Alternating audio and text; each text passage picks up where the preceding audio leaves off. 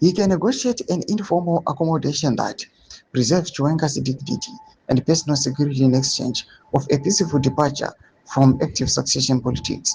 Zarabina Mashugubra Pangwa in Pachonga Kunzi, Mnangagwa is not going to fire Chiwenga to subscribe or like out on the bell icon. Even on a Raberachiti, or he can simply allow political attrition to take its course, permitting time, health, and changing generational dynamics within the ZANU-PF to solve the problem for him. Chiwenga, for his part, is far from powerless, but his strategic choices are constrained.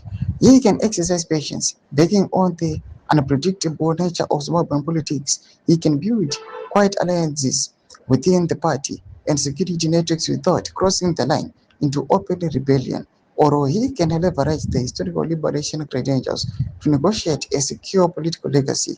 His primary threat is not the prospect of being fired on evening news, but the slow, imperceptible erosion of his operational influence.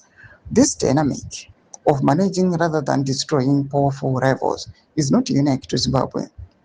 Across the continent, resilient political systems demonstrate that dominant leaders frequently prefer containment to confrontation. In Angola, President Joao Lourenço navigated the deeply entrenched interests in the Dos Santos family through targeted institutional shifts rather than total political warfare. In Uganda, Yoweri Museveni has repeatedly managed powerful internal challenges such as Amana Mbabazi by stripping them of their institutional basis while keeping them swapping in the border fabric of the ruling movement.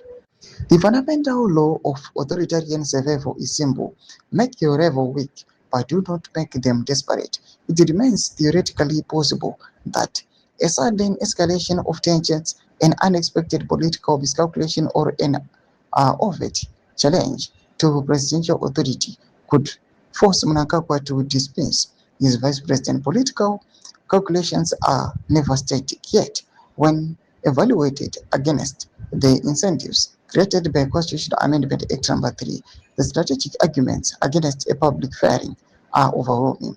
Constitutional Amendment Act Number 3 did not resolve Zimbabwe's complex succession equation, but it fundamentally altered the tempo of the game. Mnangagwa no longer requires a dramatic, dangerous showdown to secure his political horizon.